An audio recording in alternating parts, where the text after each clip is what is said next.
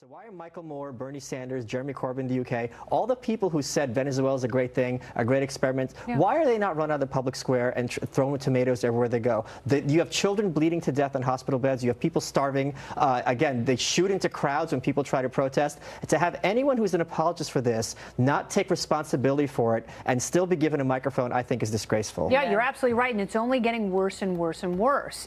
It's actually getting exponentially worse as inflation rises and the poorest people there are the ones who can't afford to feed their kids. They never had to treat malnutrition 5 years ago. And now that condition has gone up 100-fold in hospitals that literally have no doctors. So what do we do? Do we do anything as the United States? Well, there's, again, limited tools in our toolkit to deal with this particular situation. We're not going to invade Venezuela. Nor should we. Well, we shouldn't. And sanctions are something that we have to be delicate with as well, because we want to target the elite in that country who are abusing and starving their people without then actually hurting the people who live in that country and are not able to leave. Like we were mentioning, the doctors and everyone who are able to flee. The oil industry in that country runs basically the only leftover economy that's there, but it only benefits the wealthy. Yeah, that's absolutely right.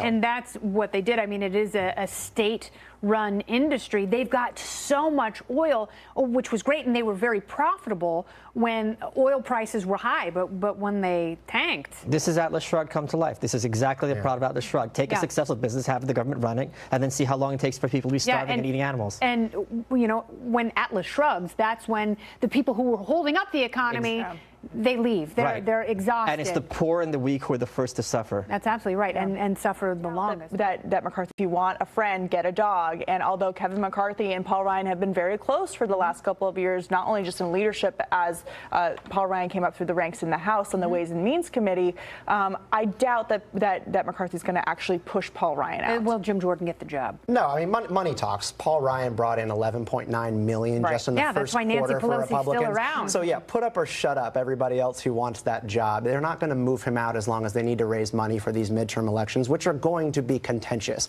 I also would like to see Paul Ryan finish out this job, because we need him to finish and have a legitimate, open run election. Kevin McCarthy cannot be coordinated for this. Nobody really wants him in the Republican base. Is there a benefit to chaos? No. Well, I mean, look at the last Republican speakers. You have the ambassador of the Vatican's wife. You have this lobster who's selling marijuana. Dennis Hastert, I can't even discuss him on air. And now we have the guy who Mitt Romney made his beta. So this is just quite a cast of characters and losers. He is his Robin. Yes. Yeah, he really is. I love Paul Rhino.